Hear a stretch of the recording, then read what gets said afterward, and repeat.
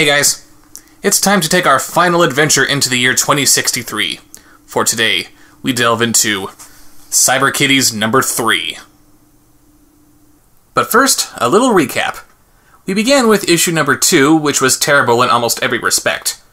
After months and months of searching, I finally managed to come across a copy of issue number 1, which surprisingly showed quite a bit of potential as it showed us a somewhat clearer picture of who the Cyber Kitties actually are. And looking at the cover for issue number 3, you're left feeling that that potential is going to be somewhat squandered. We see the Cyber Kitties doing some deep-sea diving, where they're apparently being attacked by some kind of squid monster. Remember the cover from issue 1, where they're all fending off another monster coming at them with tentacles? The main thing about that cover was that they were keeping the monster at bay with their own unique sets of skills. In this cover, they're all just helpless, and it looks like this is going to go straight into hentai territory. Yay! The only one here who looks like she's actually doing something about this situation is Alex, but I can't even tell what she's doing, since it looks like she's feeding bullets into a couple of flashlights. I don't get it. Oh, and I know that women with ample curves are fun to draw, and I know that wetsuits are supposed to be form-fitting, but that's not what scuba diving boobs look like. Even Dolly Parton would look at least a little flatter when wearing that. And why are they even in the water to begin with? Isn't a cat's hatred for water one of the most well-known cat tropes in the history of human civilization? But then again, we do know that at least one of these kitties actually likes water, what with her whole noodles in the rain fetish. Our comic begins, yet again, with some narration. The year is 2063. The treacherous Decepticons have conquered the Autobots' home planet of Cybertron. It goes on giving the usual vague, melodramatic shtick about how the world sucks now, the internet is everywhere, blah blah blah, and a 6-wheeled armored truck tosses a package outside the home of the Cyber Kitties. In the first issue, they're living in an apartment, in the second issue, they're living in a house in the suburbs, and in the third issue, they're living in what looks like an old warehouse or something. And also, like in the previous issues, it's never established how these kitties make their livelihood, but now apparently they're netrunners / private detectives / pizza girls. I remind you, this entire series was written by only one person. Why mess up continuity by hiring multiple writers when you can do it by yourself for only a fraction of the cost? Speaking of hiring extra talent, we yet again see this comic being drawn by an artist completely different from those who drew the last 2 issues, and that might be all well and good, if not for the fact that this guy doesn't know how to draw cats. Why do the Cyber Kitties look like Fraggles with birth defects? You go through all the trouble of drawing Morgana's hair, strand by strand, which makes her look like a crack addict, but you couldn't even be bothered to give them noses? Really? Recognize my obvious artistic talent. Anyway, Tammy is excited because the package that arrived was for her, and what was in the package? An assortment of X-ray specs, carnivorous plants, trick gum, and a bunch of other stuff that you used to be able to buy from comic book ads that I'm almost certain they stopped doing when this comic was published in 1998. We then see Morgana going into the internet again, where she blabs on about God knows what for 2 pages before getting to the, quote, punchline, end quote, that she's trying to pirate cable. Wow, this future is so futuristic! But it seems that they can't enjoy their pirated cable, since Tammy filled their TV with holy water because she thought it was infested with demons. You know, we've already got Alex to play the idiotic comic relief in this story, and she can actually get away with it since she's a robot who may just not know any better. We really don't need another idiot here. They all leave to get a new TV, after being ushered out of their home by a demon that Tammy conjured up herself, so why wouldn't she know how to make them go away without flooding the place with holy water? And for that matter, why would she even use holy water in the first place? Isn't she supposed to be into the whole pagan earth magic stuff? Anyway, they go out to get a new TV, but it turns out that they don't have any money. So how do they get their new TV? Alex busts out her goods, and instead of simply hypnotizing the store clerks into giving them what she wants, since men are completely powerless in the presence of boobs, she uses them to knock the clerks unconscious so that she and her friends can just steal the TV. Yeah, great idea. The more you injure guys with your boobs, instead of just letting them have a little bit of fun with you every now and then, the more they'll be inclined to shoot you in self-defense whenever you whip them out. They get home with their new TV, and some kind of silicon growth that came with Tammy's junk mail has turned into an information-sucking monster thing. Of course it did. Alex tries to shoot it, but it blows her up. Morgana tries to suck some information out of it to shrink it down, I think, but it distracts her with something that makes her say, "Oh, baby," with a heart-shaped word balloon. My guess is that it's showing her images of some Fabio vampire eating rain noodles. Tammy manages to unplug the monster from the wall, which she does by letting her soul fly out of her body? Huh? And the monster is disabled, giving them a chance to get things back to normal. Morgana studies the thing and concludes that it's a giant information cell, and it's only been sucking up TV shows since it was connected to their TV cables. Which in turn were connected to the internet, so why wouldn't it have more information than just TV shows? Alex comments on how catastrophic it would be if it got a hold of some real information, and this gives Morgana the idea to take the monster to somewhere, and she plugs it into something, and starts laughing maniacally about how she's finally hit the big time. Of course, all it takes to bring her down is for Alex to unplug the monster again, and that causes the monster to explode somehow? And it's revealed that Morgana tried to get fame and fortune by plugging the monster into a telephone directory. I could ask the obvious question of how the hell Morgana was supposed to become rich with that dumbass plan, but instead I'm going to ask this question. What kind of phone directory is guarded behind prison walls and labeled with "not for public use"? And the story ends with Alex playing video games, Morgana is back to her usual mopey self, and Tammy is showing off how she got a free evil figure of doom. Da-da-da-da-da-da, who gives a crap? Taking a cue from issue 1, which was made up of several stories, this issue has one more story for us to slog through. Little Sacrifices. It begins with the Cyber Kitties walking through the sewers, where they're trying to give a writ of summons to a demon. Yes, why have your characters do things based on their occupations when you could easily just have them do things completely at random instead? But hey, I gotta give this story some credit. At least the Cyber Kitties actually look like cats. It doesn't take long for the monster that they're looking for to find them, and they all make a break for the nearest manhole. Remember how awesome that cover from issue 1 was? All of these girls standing their ground against another giant monster that's trying to eat them? Yeah, forget that. These girls are actually a bunch of cowards. They think they've gotten away from the monster, but it's apparently a shapeshifter, and it's taken the form of Morgana. Of course, they have to try to figure out which one of them is the real Morgana, and Alex comes up with a rather brilliant idea. I'm gonna waste the most irritating one! Because that one's the demon? Who cares? We'll still be ahead! This right here is simultaneously the funniest and most logical thing in the entire comic. No, she actually deduces who's who by asking them who their best boyfriend was, and she blows away the demon after the real Morgana gives an answer that only she would know. And it seems that Alex and Morgana have known each other since the 3rd grade. Just a little reminder, Alex is a robot. Did she go to the 3rd grade too? Or did Morgana just like spending her childhood with an older woman who likes shooting things and showing what she's got whenever she can?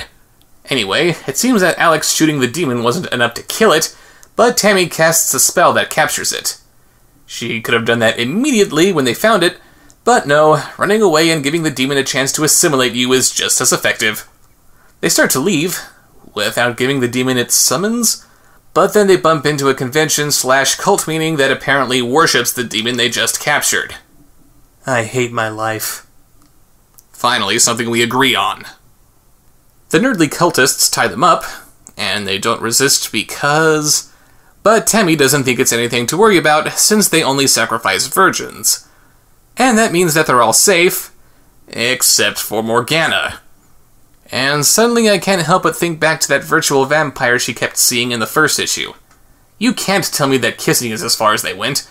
And since she was showing symptoms of vampirism after their encounters, the effects of their being together were in fact very real. With all the times that they had sex in that game, shouldn't that mean that the vampire took her actual virginity?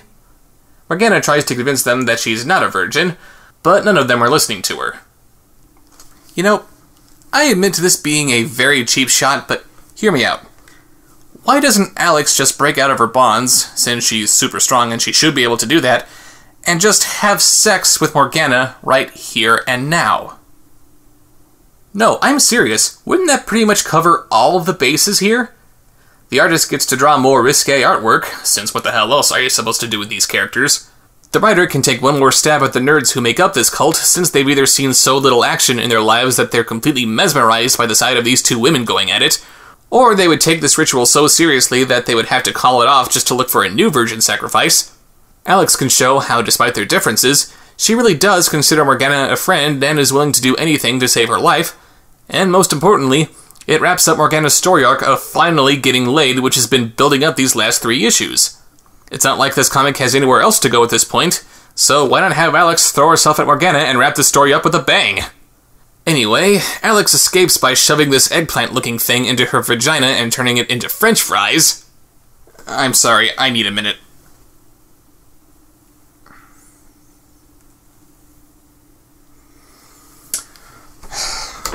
Okay, I'm good. And she then turns a valve, which makes the cult just up and leave. We see this one panel where steam is rising from the sewage, so did she turn up the heat? I can't tell, since there's no steam or any other indication that the temperature was raised. We don't even have any of the cultists complaining about how hot it suddenly is. What happened here? They untie Morgana, but then the demon suddenly attacks them. It slobbers all over Alex's hair, and for some reason, this is the motivation that she needed to finally decide to shoot the damn thing, despite her guns always being her first approach to every problem she's encountered so far. But the demon tears her to shreds, so it's up to Tammy to try to subdue it by throwing Lucky Charms at it, followed by fuzzy dice, and finally little Miss Piggies that somehow turn into a giant Kermit the Frog that fights the demon. If he hadn't been cremated, Jim Henson would be spitting in his grave right now. If you could get a boyfriend, none of this would have happened. Boyfriend shed. Anyway, I got a computer. And one more reason for Alex to be with Morgana. Since Alex isn't real, I'm pretty sure that means that she doesn't shed either. Before the demon can do unspeakable things to Tammy, Morgana uses the skin of that eggplant guy from before. So Alex's vagina-matic can eat things while leaving the skin completely intact? What kind of messed up feminazi designed this thing? Anyway, she uses the skin to distract the demon, and she then electrocutes it by plugging the skin into the wall. So they gather Alex's scattered remains, and the story ends with them taking the demon home with them, and he helps them put Alex back together. And thus concludes the epic miniseries that was Cyber Kitties. Whoop-de-frickin-do. Issue number 1, while rife with problems, at least gave us the seeds of something that could have been an entertaining story. But apparently those seeds were watered with Red Bull. This comic reverts back to the complete randomness that issue number 2 gave us, except what's worse is that it plays off of previously established character development, and it looks like it might be giving us some new character development, and then it does absolutely nothing with it. If you've mustered any kind of connection with Morgana, you're probably hoping that she'll finally meet the man of her dreams. But that never happens. If Alex has to be destroyed when fighting some big-ass monster, it needs to be her crowning moment, but they turn it into a joke that no one will laugh at. And just what is this comic's fascination with giant monsters anyway? All 3 issues feature them on their covers. There's that Data Demon thing, that virtual vampire, John Carpenter's memory cell, and now this Lovecraftian nightmare. What does any of this have to do with a dystopian future about a bunch of cats living in the city where the internet is everywhere but no one ever uses it? You know what? I would seriously love to see these Cyber Kitties actually do some pizza delivering. I can tell you from experience that there's a lot of story potential in there, especially in this world where mail trucks have to be armored military vehicles. When I first started reviewing these comics with issue number 2, I noted how strange it was that none of them had any kind of online presence.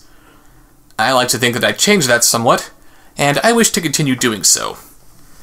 To all of my fans out there who have any kind of writing or artistic skills, I urge you to make whatever fan art or webcomics with these characters that you can think of.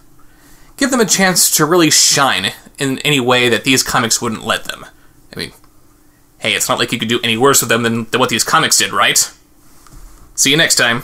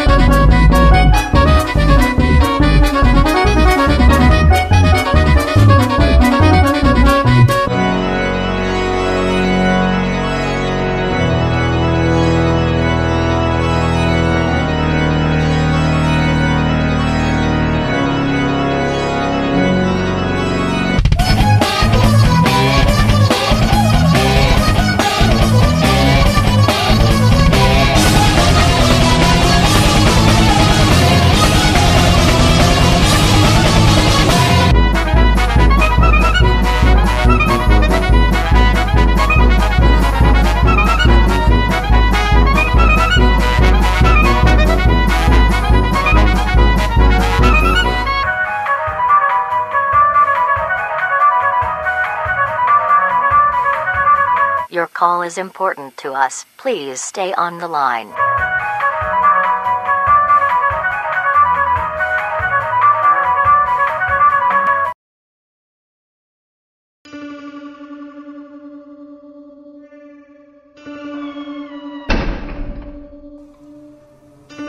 Subscribe, like, follow, comment.